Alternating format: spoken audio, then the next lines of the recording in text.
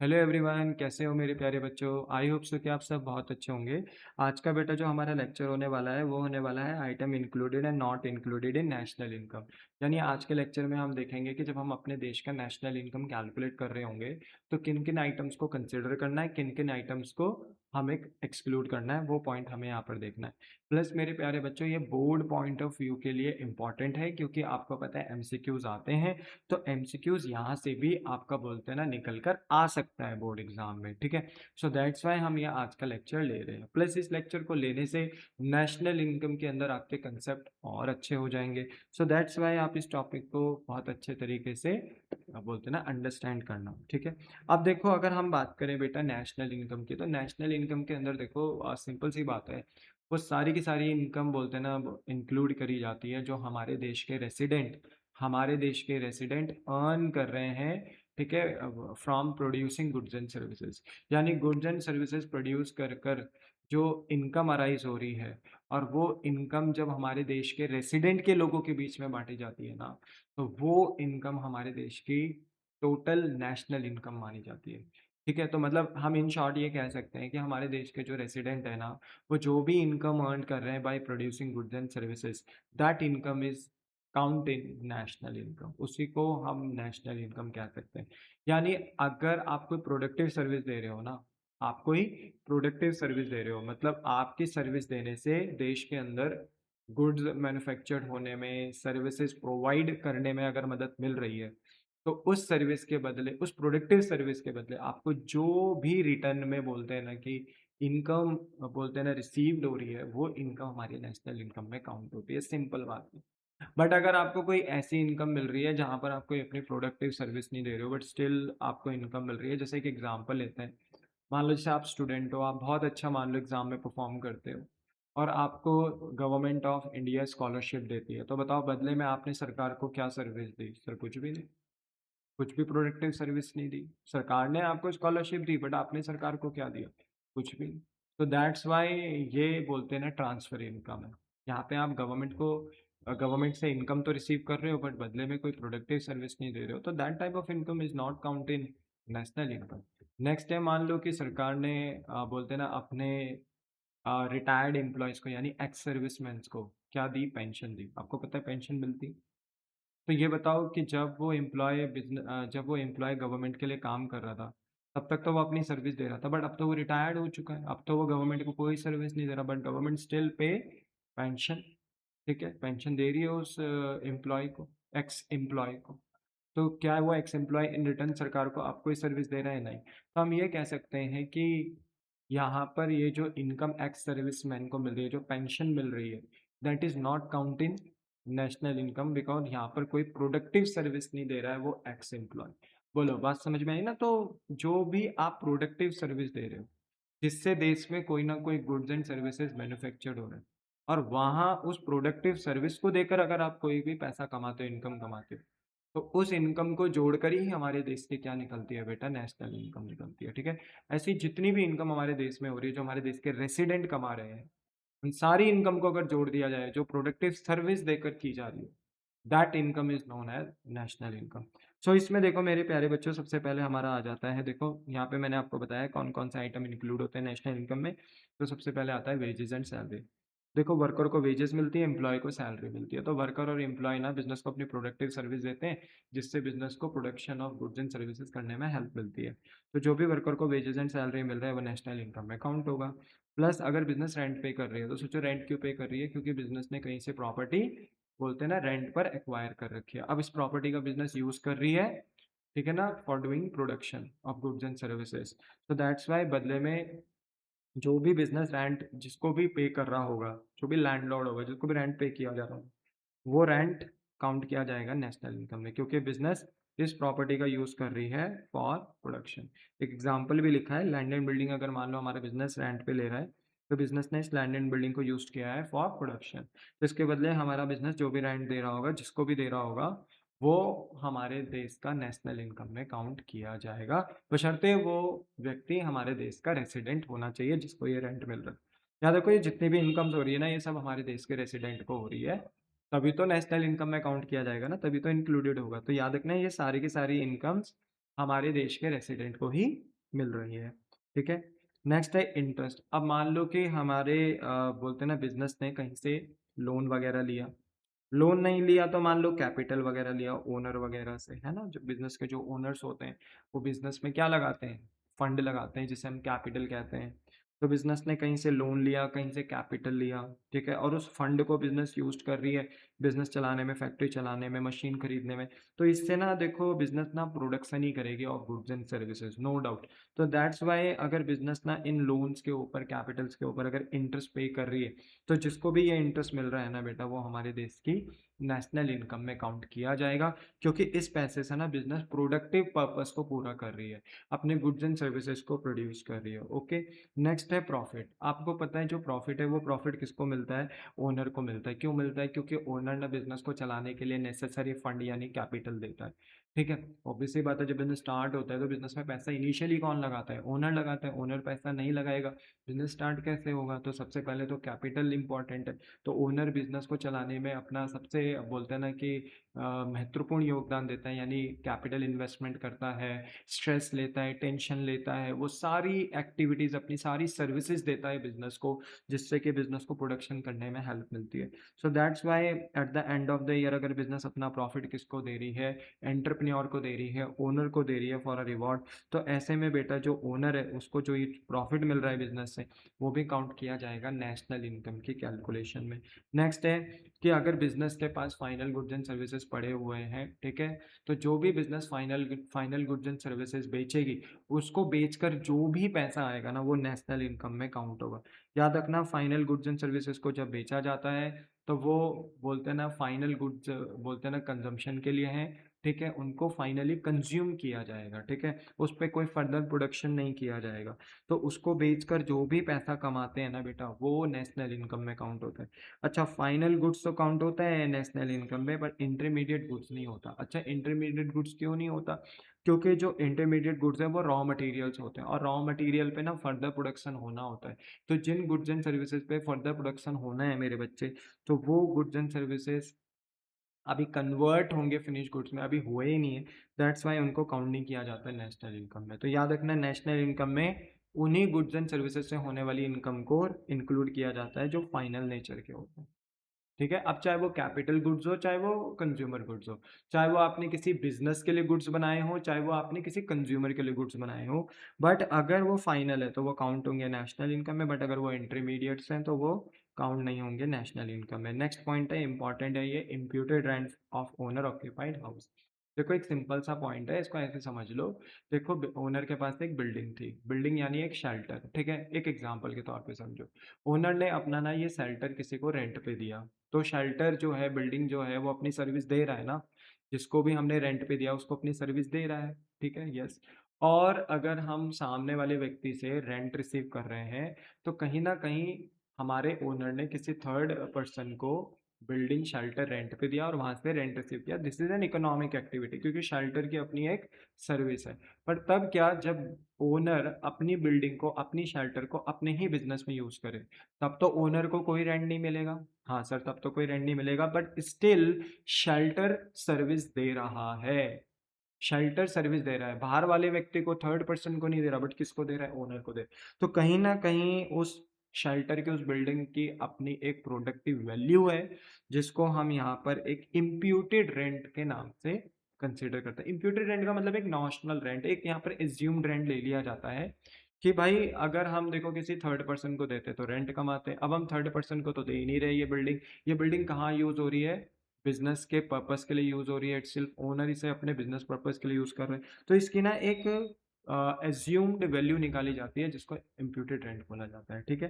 अच्छा, एक बात आप ध्यान में रखो कि नेशनल इनकम के अंदर गुड्स एंड सर्विसेज जो प्रोड्यूस होते हैं और जो ओनर उन्हें सेल्फ कंज्यूम करता है, वो गुड्स एंड सर्विसेज भी नेशनल इनकम में काउंट होते हैं। आप सोचो, गुड्स एंड सर्विसेज प्रोड्यूस करे गए थे बेचने के लिए, पर वो बेचे नहीं, ओनर ने खुद के लिए कंज्यूम कर लिए, तो वो भी काउंट किया जाता है नेशनल इनकम में। भले उनको बेच के कोई इनकम नहीं हुई, क्योंकि ओनर ने उनको खुद इट सेल्फ कंज्यूम कर लिया, बट स्टिल उनकी अपनी एक वैल्यू थी, ठीक है, उनकी अपनी एक प्रोडक्टिव वैल्यू थी, तो उसको काउंट किया जाता है नेशनल इनकम में। तो वैसे ही जैसे goods and services for self consumption count किया जाता है नेशनल इनकम में, तो वैसे ही अगर ओनर अपनी बिल्डिंग को अपने ही बिजनेस पर्पस के लिए यूज करता है तो उसकी भी अपनी एक, बोलते हैं ना कि शेल्टर सर्विस है, उसकी भी अपनी एक वैल्यू है, तो उस इम्प्यूटेड रेंट को भी काउंट किया जाता है नेशनल इनकम। ठीक है, नेक्स्ट है गवर्नमेंट सैलरी। अब देखो गवर्नमेंट ना अपने कर्मचारियों को, अपने एम्प्लॉयज़ को सैलरी देती है, जैसे गवर्नमेंट टीचर्स को सैलरी मिलती है, गवर्नमेंट डॉक्टर्स को सैलरी मिलती है, पुलिस ऑफिसर्स को सैलरी मिलती है। क्यों मिलती है? क्योंकि ये सोसाइटी को अपनी सर्विस दे रहे हैं। ठीक है, सर्विस दे रहे हैं तो इनको सैलरी मिल रही है, और ये एक तरीके से प्रोडक्टिव ही है, क्योंकि समाज को जब ये सैलरी दे रहे हैं तो सोसाइटी का डेवलपमेंट हो रहा है, एम्पावरमेंट हो रहा है, तो कहीं ना कहीं प्रोडक्टिव सर्विस है इनकी। तो इनको कोई भी अगर सैलरी मिल रही है तो दैट इज नोन एज, ये काउंट होगी नेशनल इनकम में। बोलो, बात समझ में आई? यस। अब देखो सब्सिडीज है। अब सब्सिडीज देखो क्या है, देखो सब्सिडीज ना मार्केट प्राइस को रिड्यूस करती है, और ये ना कहीं प्रोड्यूसर की इनकम में काउंट किया जाता है, तो ये क्या होता है मेरे बच्चे, ऐड होता है। ठीक है, कहीं ना कहीं ये ऐड होता है नेशनल इनकम की कैलकुलेशन में। देखो मैं तुम्हें ना यहाँ पे एक सिंपल पॉइंट बताता हूँ, इसका ध्यान से सुनना। देखो पहली बात तो जब भी बोलते हैं ना कि सब्सिडी दी जाती है, तो सब्सिडी से मार्केट प्राइस ही तो कम होता है, चीज़ें सस्ती मिलती हैं। ठीक है, जो चीज़ें महंगी थी सरकार ने सब्सिडी दे दी, तो मार्केट प्राइस क्या हो गया, कम हो गया। तो याद रखना सब्सिडीज हमेशा मार्केट प्राइस को रिड्यूस करता है। ठीक है, और सब्सिडीज बोलते हैं ना नेशनल इनकम की कैलकुलेशन में ऐड किया जाता है, इसको कंसिडर किया जाता है। अच्छा देखो कैसे किया जाता है। देखो आपको पता है नेशनल इनकम का एग्रीगेट है NNPFC, that is known as that is known as national income, यानी एनएनपीएफसी। अब मैं एक तरफ रख रहा हूँ एनएनपीएमपी, ठीक है, सब्सिडी को समझाने के लिए कि क्यों सब्सिडी नेशनल इनकम में काउंट होती है।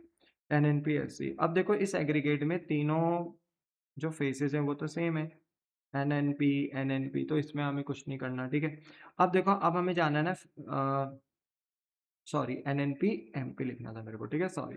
तो मान लो हमें national income eight market price एक तरफ दे रखी है, और एक तरफ है national income eight factor cost. तो नेशनल इनकम का एग्रीगेट होता है एनएनपीएफसी, और एक तरफ है national income eight market price. तो हमें ना नेशनल इनकम अगर निकालनी है देश की, तो हमें ना एनएनपी एमपी से एनएनपीएफसी की तरफ जाना होगा, मार्केट प्राइस से फैक्टर कॉस्ट की तरफ जाना होगा।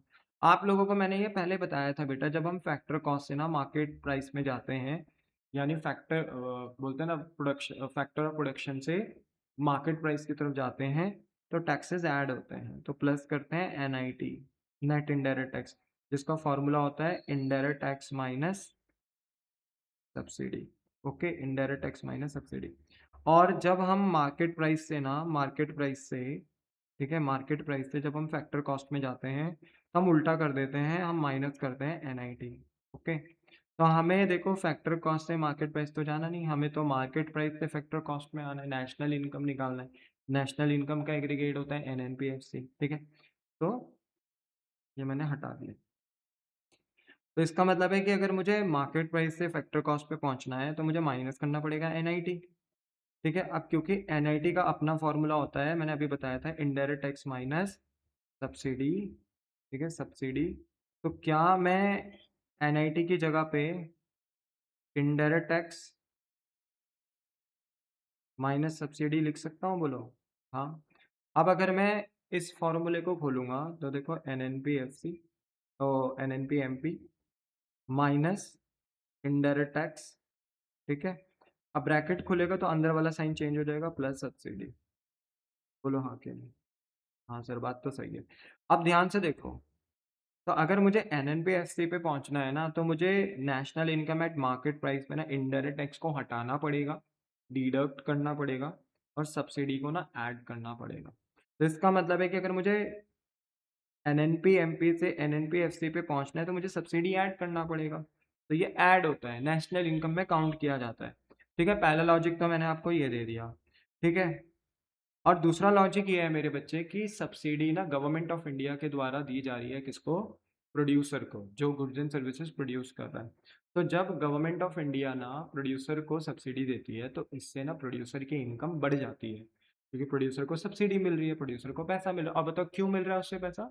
क्योंकि वो एक quality goods and services provide कर पा रहा है। ठीक है, सोसाइटी को बोलते हैं ना एक अच्छा गुड्स एंड सर्विसेज डिलीवर कर पा रहा है, गवर्नमेंट के ऑब्जेक्टिव्स को, ठीक है, कंडीशंस को मैट कर पा रहा है, तो government of India that's why subsidy दे रहा है, किसको? प्रोड्यूसर को, ठीक है। तो इससे ना प्रोड्यूसर की इनकम बढ़ती है, प्रोड्यूसर की इनकम बढ़ रही है तो ये काउंट किया जाता है नेशनल इनकम में। वहीं यहाँ पर अगर आप ध्यान से देखो इनडायरेक्ट टैक्स, ठीक है, इनडायरेक्ट टैक्स लाइक जीएसटी वगैरह, एक्साइज ड्यूटी, ठीक है, सेल्स टैक्स, ये सब इनडायरेक्ट टैक्स होते हैं, ठीक है, जो बोलते हैं ना कि पीपल्स की इनकम पे ना चार्ज होकर गुड्स एंड सर्विसेज पर चार्ज होते हैं, तो that is known as indirect tax. अब ये जो इनडायरेक्ट टैक्स है, ठीक है, ये प्रोड्यूसर अपने पास नहीं रख सकता। प्रोड्यूसर को ये टैक्स का पैसा किसको जमा कराना पड़ता है? भारत सरकार को जमा जमा कराना पड़ता है। देखो जो भी प्रोड्यूसर है वो अपना सामान बेचता है कंज्यूमर्स को, और कंज्यूमर को जब वो बेचता है तो उसमें वो कुछ प्राइस अपने गुड्स का लेता है, सर्विसेज का लेता है, और कुछ प्राइस वो किसका लेता है? टैक्स का लेता है, ठीक है। वो टैक्स प्रोड्यूसर अपने पास नहीं रख सकता, वो टैक्स उसे भारत सरकार को देना होता है। तो इन इनडायरेक्ट टैक्स, ठीक है, चाहे वो इनडायरेक्ट टैक्स हो चाहे डायरेक्ट टैक्स हो, पता होगा आपको टैक्स दो तरीके के होते हैं, direct tax, indirect tax. Indirect tax वो टैक्स होता है जो गुड्स एंड सर्विसेज के ऊपर चार्ज किया जाता है और इनडायरेक्ट तरीके से कंज्यूमर से लिया जाता है। कंज्यूमर को डायरेक्ट फील नहीं होता क्योंकि कंज्यूमर की इनकम से नहीं लिया जाता। जब consumer goods and services consume करता है तो उससे वो टैक्स लिया जाता है, ठीक है। तो इनडायरेक्ट टैक्स होता है। इनडायरेक्ट टैक्स का बर्डन हम किसी और पे भी शिफ्ट कर सकते हैं। कैसे? अगर हम गुड्स एंड सर्विसेज खरीदेंगे तो हम टैक्स देंगे, अगर हम गुड्स एंड सर्विसेज नहीं खरीदेंगे तो हम उस पर टैक्स नहीं देंगे, फिर वो कोई और कंज्यूमर खरीदेगा वो उसके ऊपर देगा। तो इनडायरेक्ट टैक्स एक ऐसा टैक्स है जिसका बर्डन किसी और पे शिफ्ट किया जा सकता है, प्लस ये गुड्स एंड सर्विसेज पे अप्लाई होता है। और एक होता है डायरेक्ट टैक्स। डायरेक्ट टैक्स कैसा टैक्स होता है? एक ऐसा टैक्स जो डायरेक्ट कंज्यूमर्स, जो डायरेक्ट पीपल्स की इनकम पे लगता है, ठीक है। मैं इनकम कमा रहा हूँ तो अपनी इनकम पे मैं टैक्स दूंगा, आप इनकम कमा रहे हो तो आप अपनी इनकम पे टैक्स अलग से दोगे, कोई तीसरा व्यक्ति इनकम कमा रहा है तो वो अपनी इनकम पे टैक्स खुद देगा। तो that is known a direct tax. अब चाहे डायरेक्ट टैक्स हो चाहे इनडायरेक्ट टैक्स हो, प्रोड्यूसर अपनी इनकम पे भी टैक्स देता होगा, that is known a direct tax, और गुड्स एंड सर्विसेज के ऊपर भी देता होगा, which is known as indirect tax. तो चाहे वो डायरेक्ट टैक्स हो चाहे वो इनडायरेक्ट टैक्स हो, कैसा भी टैक्स हो, वो प्रोड्यूसर के लिए इनकम नहीं है क्योंकि प्रोड्यूसर को वो टैक्स भारत सरकार को देना होगा।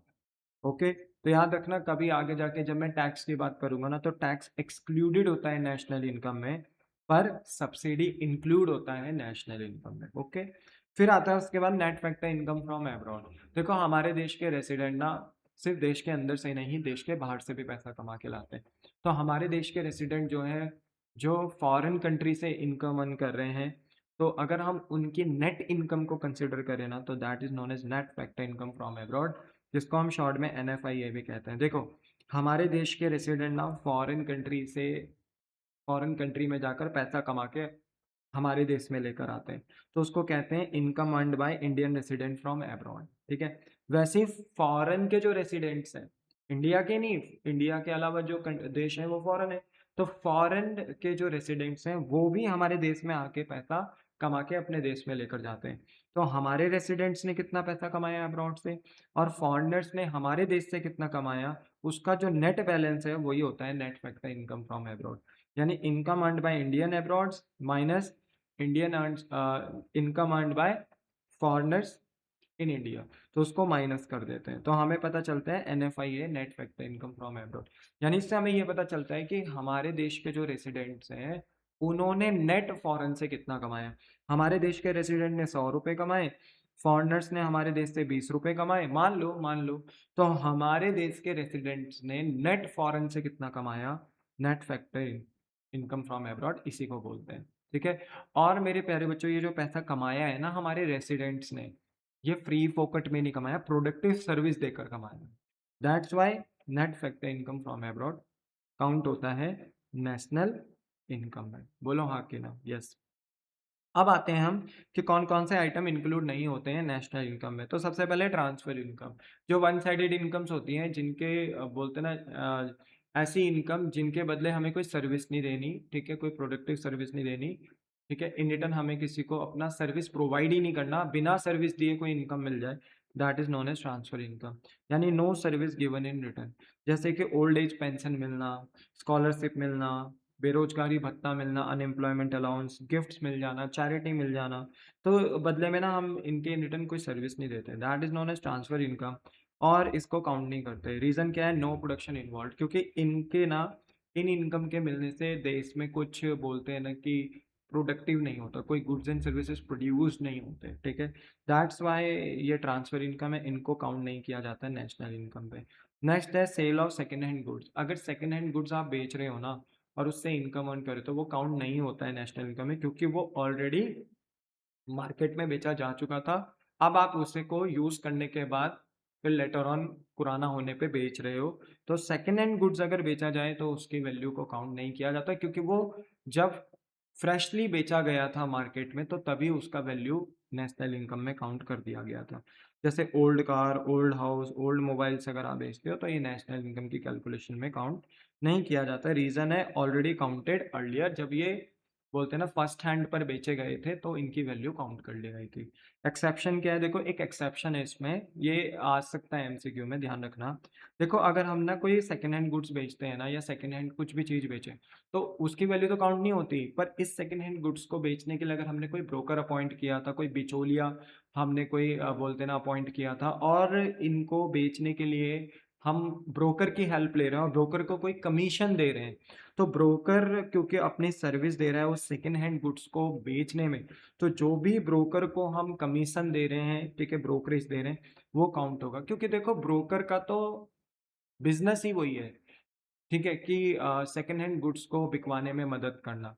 सेकेंड हैंड जो गुड्स को आप बेच रहे हो ना, उसकी वैल्यू काउंट नहीं होगी, पर उस वैल्यू के ऊपर जो आप ब्रोकर को क्या दे रहे हो अलग से कमीशन, वो कमीशन काउंट होगा, क्योंकि ब्रोकर अपनी सर्विस इटसेल्फ वो अलग से दे रहा है, ठीक है। उसकी सर्विस लेकर आप उस सेकेंड हैंड गुड्स को बेच पा रहे हो, ठीक है। तो कहीं ना कहीं कमीशन और ब्रोकरेज अगर सेकेंड हैंड सेल पर दिया जा रहा है ना, तो वो नेशनल इनकम में इंक्लूड होता है। बट अगर आप कोई ओल्ड कार, ओल्ड हाउस और ओल्ड मोबाइल बेच रहे हो, ठीक है, उसकी वैल्यू को काउंट नहीं किया जाता, उसके ऊपर अलग से कोई कमीशन दे रहे हो ब्रोकर को, वो काउंट किया जाता है, ठीक है।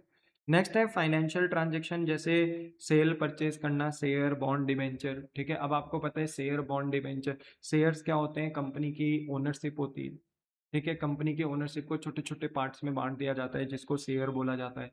फिर कंपनी इन्हीं शेयर को मार्केट में बेचकर पैसा फंड रेज करती है, ठीक है। बॉन्ड होता है, डिबेंचर होता है, ये काइंड ऑफ एक तरीके से डेट इंस्ट्रूमेंट्स होते हैं। अगर बिजनेस को लोन वगैरह चाहिए पब्लिक से, तो तो कंपनी क्या करती है, अपने बॉन्ड और डिबेंचर इशू करती है, ठीक है, और फंड रेज करती है। तो बॉन्ड डिबेंचर से एक तरीके से बिजनेस डेट यानी लोन लेने की कोशिश करती है, और शेयर के थ्रू कंपनी क्या करती है, अपनी ओनरशिप बेचती है, ओनरशिप बेचकर फंड रेज करने की कोशिश करती है।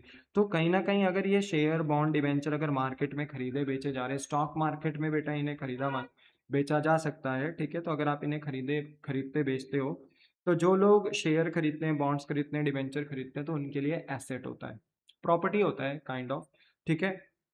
और ये फाइनेंशियल एसेट यानी फाइनेंशियल इंस्ट्रूमेंट्स होते हैं, ठीक है। और वक्त पड़ने पे फिर जब आपको लगता है कि इनका प्राइस मार्केट में अप हो रहा है, तो फिर आप इन्हें बेच भी देते हो और बेचकर फिर इनसे प्रॉफिट कमाते हो। तो कई लोग cell purchase of share, bond, debenture से प्रॉफिट कमाने की कोशिश करते हैं। अब देखो इसको ना काउंट नहीं किया जाता नेशनल इनकम में, क्यों? क्योंकि देखो अगर ना हम किसी कंपनी के शेयर खरीद रहे हैं, ठीक है, खरीद रहे हैं, तो हमारे पास ना उस कंपनी की ओनरशिप आ गई, शेयर की ओनरशिप आ गई। अब मान लो कि जैसे ही कंपनी के शेयर प्राइस स्टॉक मार्केट में बढ़े, ठीक है, या बॉन्ड डिवेंचर के प्राइस बढ़े, तो हमने क्या करा, इसे बेच दिया, हमने इसे बेच दिया, ठीक है। और जिसको बेचा, तो हमने क्या करा, अपनी ओनरशिप शेयर, बॉन्ड, डिवेंचर की किसको दे दी, किसी दूसरे व्यक्ति को दे दी, और उससे पैसा ले लिया और प्रॉफिट कमा लिया। यहाँ पर क्या हो रहा है कि ओनरशिप ना चेंज हो रही है। अगर हम शेयर खरीद रहे हैं, हम बॉन्ड खरीद रहे हैं, हम डिवेंचर खरीद रहे हैं, तो इनकी ओनरशिप हमारे पास है। हम किसी को बेच रहे हैं तो हमारे से ओनरशिप किसी और के पास जा रही है। पर यहाँ से जो बोलते हैं ना कि सेल परचेज हो रहा है शेयर, बॉन्ड, डिवेंचर का, इससे देश के अंदर कुछ प्रोडक्टिव नहीं हो रहा, कुछ गुड्स एंड सर्विसेज हमें प्रोड्यूस्ड होती हुई दिखाई नहीं दे रही। दैट्स वाई यहाँ पे सिर्फ ओनरशिप चेंज हो रही है, पहले मेरे पास थे शेयर, मेरे से किसी और के पास गए, फिर उससे किसी और के पास गए। तो दैट्स वाई मेरे प्यारे बच्चों, यहाँ पर ना कोई प्रोडक्टिव बोलते हैं ना एक्टिविटी नहीं हो रही, इसलिए इसको नेशनल इनकम में काउंट नहीं करते।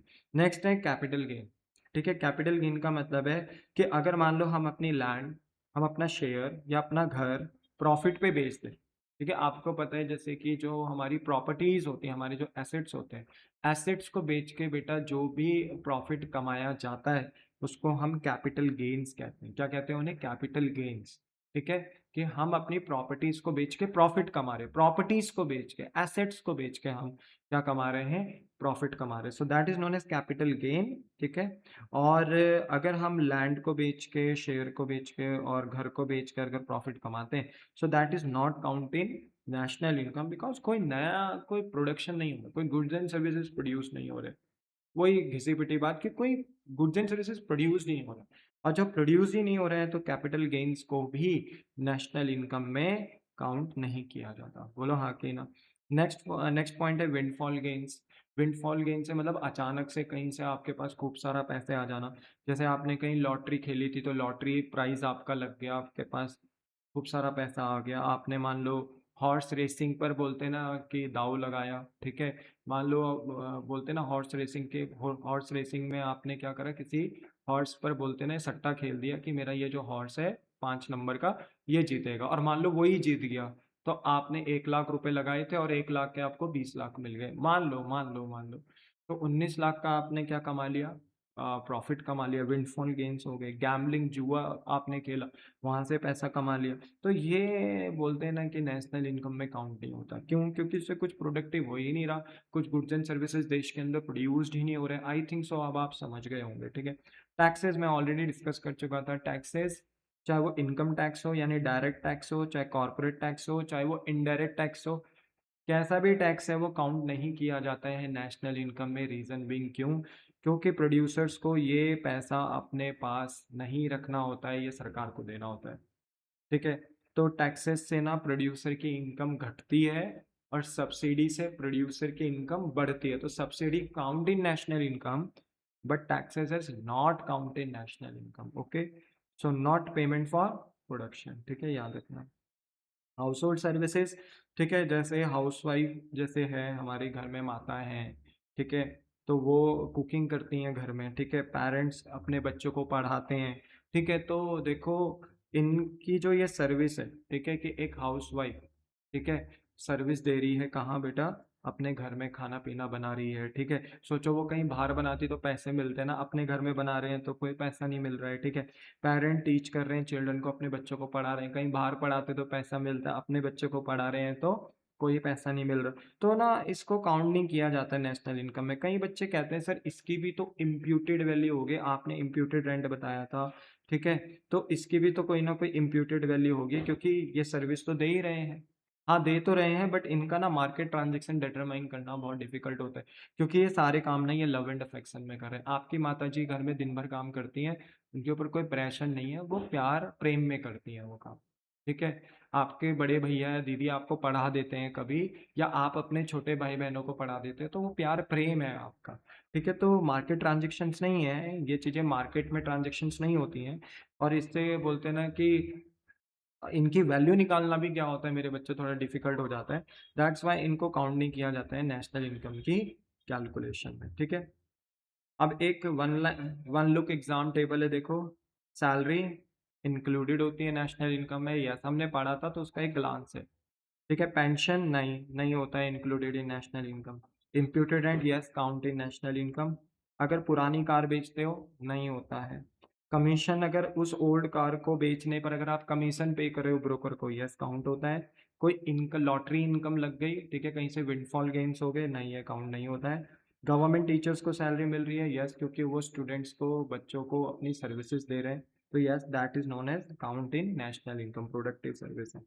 इनकम टैक्स दे रहे हो, नहीं, not count in national income, क्योंकि ये इनकम प्रोड्यूसर के पास नहीं रहती हैं, ये इनकम किसके पास चले आती है, गवर्नमेंट के पास चली जाती हैं, और इससे कोई प्रोडक्शन भी नहीं होता है, प्रोडक्शन में कोई हेल्प भी नहीं होती है, दैट्स वाई काउंट नहीं किया जाता है नेशनल इनकम में। तो आई होप सो कि आपको ये टॉपिक बहुत अच्छे से समझ में आ गया होगा। फिर भी अगर आपके कोई डाउट्स होंगे तो इस वीडियो के अपलोडेड होते साथ अपने डाउट पूछ सकते हो। देखो यहाँ से ना एग्जाम में आ सकता है, एक छोटा मोटा एमसीक्यू आ सकता है। तो देखो अगर आपका टारगेट 100 मार्क्स लाने का है तो 99 वाले को पता होती है 1 मार्क्स की कीमत कितनी है, ठीक है। तो इसलिए मेरे प्यारे बच्चों ये टॉपिक बहुत ज़्यादा जरूरी था आपके लिए, ठीक है। आई होप सो कि आपको ये लेक्चर समझ में आया हो। अगर आपको ये लेक्चर अच्छा लगा हो तो आप इस बोलते हैं ना कि वीडियो को लाइक कर सकते हो, चैनल को सब्सक्राइब कर सकते हो, और जैसा तो आप वीडियो को शेयर भी कर सकते हो। आपका एक छोटा सा एफर्ट मेरे लिए बहुत बड़ा मोटिवेशन बन सकता है, ठीक है।